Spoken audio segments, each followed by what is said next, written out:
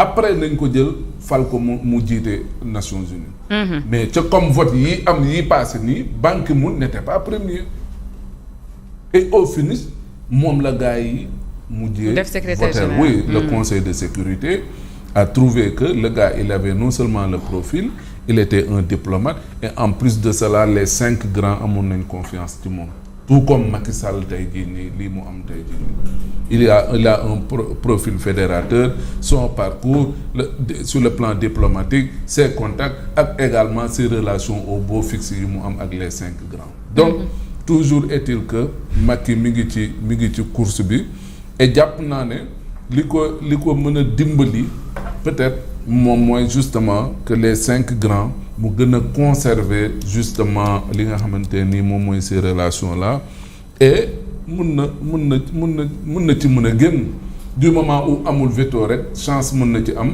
et que au finish aussi le dernier mot reviendra bien sûr avant l'assemblée générale les 5 grands ñu décider pour xool peut-être celui qui a le meilleur profil pour mën a diriger li nga xamante ne nii moom mooy Nations Unies donc na continuer di liggéey continuer garder ces relations là au beau fixe mais également peut-être avec ces 5 grands mu xool comment faire pour que véritablement yi nga xam ne amoon na fa ay difficultés qu'il puisse surmonter ça et puis voilà mu gën a mën a am les chances pour pouvoir remporter ce poste-là. Nigéria bi ma doon wax nii léegi sama tonton bi nee na ma c'est une femme Amina Mohamed. Elle fut ministre au Nigeria et est anglo-nigérienne. Elle est 5e vice-secrétaire générale de l'ONU en poste depuis janvier 2017. Et présidente du groupe des Nations Unies pour le développement durable. moom la Nigéria doon di préparer pour que bu nekkee tuuru Afrique moom ñu présenter ko en tant que candidat. Au-delà du fait Fatima qu'il est un signal favorable, il y a eu aussi la recommandation déterminante surtout du Conseil de sécurité. moom laa la wax fii keroog ne la rien n'est perdu keroog bi nga xamante ni am na ñu ci doon jubilé di gis ne peut-être Macky moom mettre nañ ko à côté yi ni mel. ak lu tax ñuy jubilé loolu daal l'Africain. en fait loolu lañu gis yaa ko wax sànq les ennemis de l'Afrique ce sont les Africains. les ennemis du Sénégal aussi ce sont les Sénégalais ah ñu bàyyi Afrique ñu wax ci Sénégal nag ñun ay Sénégalais lañu ah les ennemis du Sénégal ce sont les Sénégalais je sais pas lan mooy seen problème très sincèrement mais moi je pense que Macky a déjà gagné parce que li tax mu gagné mooy fi turam yegg actuellement. ci àdduna bi loolu rek c'est une fierté donc képp koo xam ne Sénégal sa réew la te nga bëgg réew mi nag laa wax kooku da ngay am fierté bu baax da ngay kontaan donc lii amaat nii c'est une très très bonne nouvelle et on attend de voir la suite ñi ma jiitu wax nañ pratiquement l'essentiel. En tout cas ñu ngi koy ñaanal rek moom bari ko ji mbartal la moom puus mu dem puusul mu dem. te ngeen cee jàpp puus ci. ñu xam ne seen toq ñaq am na ci bu ko defee bu ëllëgee du ngeen rus je pense que c'est le plus important nañ ko ñaanal rek yàlla jox ko li nga xamante ne moom lay yóotu. foofa ak moom moo wax nañu l'essentiel. Ndiaga Ahmed, si vous avez quelque chose à ajouter concernant toujours la candidature de Macky.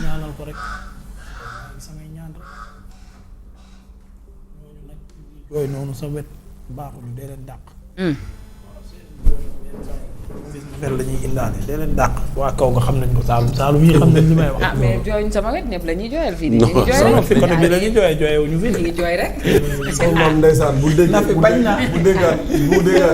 déglu lim lay wax. bu déggaan ñu xëy mu ne leen tuub. waaw mais jooyal ma de. ak mu doon tuub la ñuy jooy ñun ñi fi toog ñu jooy seen jooy.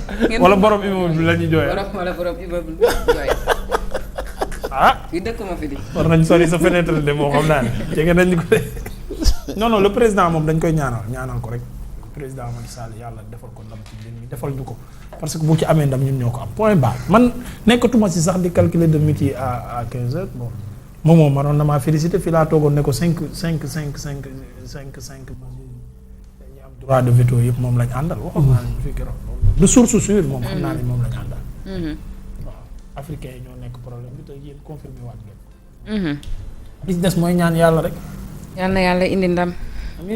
Amadou Macky Timbo Sall. Amadou Kumba Timbo Sall bëgg naa mu toog. yàlla def jàmm rek parce que leneen lu am man maa ko man xam naa ne maa ko parce que ni ma koy waajee moo métti. non ndam rek. jour bi ñaan Macky Sall gagné yéen. en commençant par le président de fu ngeen nekk bàyyi leen li ngeen di def ngeen xool si ma ndax maa ngi dund. non ndam rek Ndiaye Fall. waaw ñaanal ko ndam rek nañ ko ñaanal yàlla am ndam yàlla am ndam defal puus ko defal ko ndam bu baax a baax a baax. man de bilaay yàlla na ko yàlla may ONU. bu ONU doxul rek mu ñibbi si fii teew. jeex na tàkk rek coow li loolu looy coow li. sa waay dina dox sax. sa waay ak moom lépp favorable na ko rek fi mu ne. waaye dama ne bu Macky dañ ko ñaanal sax mu bañ a gagné. dellu si. ñibbi si non yàlla na gagné nag yàlla na gagné moom. bu amee Nations Unies moom mu nekk sagu Sénégal gi mais bu dellu see ñu jël. na fi man de wax dëgg fa yàlla. Sénégal de soxla nañ ko moom. man de wax dëgg fa yàlla non keroog bi Macky Sall ñëwee Sénégal. on a besoin de vraiment keroog bi mu ñëwee cëpp ma xool ko ak mbooloo mi sama xel mi ne ci lay yar ne kii daal sa waay na bàyyi Nations Unies bi daal ñëw réew mi. parce que sénégalais yaa ngi ko bëgg ba tey. ñibbisi. dégg nga ñu wax du benn xalaat. nañ ko ñaanal xalaat boobu teg leen ko fële. nañ ko na Macky Sall gagné ONU. man je me demande man yéen. yéen ñiy wax loolu bu doxul la ñu wax rek. non na dox lu tax mu bañ a dox. na dox non ñiy wax loolu dañuy politique. ñaan. waaw dañuy ñaan ni mu gagné. wax dëgg yàlla mu jeex. sama grand Pod Ndiaye maa ngi koy nuyu. Sébi ko daan Daaru Salaam. dañu toog di werante li ma wax ni jamonoy Macky Sall la de toog di werante dëkk bi du dem dëkk bi du nangam mu toog fi mu toog ne xam grand Pod moom tekkaaral na jékki-jékki nañu non Sénégal day dem de. gaa naan ko non du dem ku ne di argumenté ñoom Momo Cissé ak ñoom Bougé ak Moussa Gueye ku ne di jaay xam-xam non du dem boo gisee ma ne la lu tax du dem mu dégluwaat ñu bañ pare mu ne leen mais Sénégal day dem amin gën a gàtt te gën a yomb gën a gaaw ne leen ma amin rek mu dem match bi tas. na gañe rek ñi bëggul mu gañe ñëpp dañuy politique pour bu gañewul mu ñëw 2029 daan ñii non ñun politique ñu na jël ONU ba pare voilà.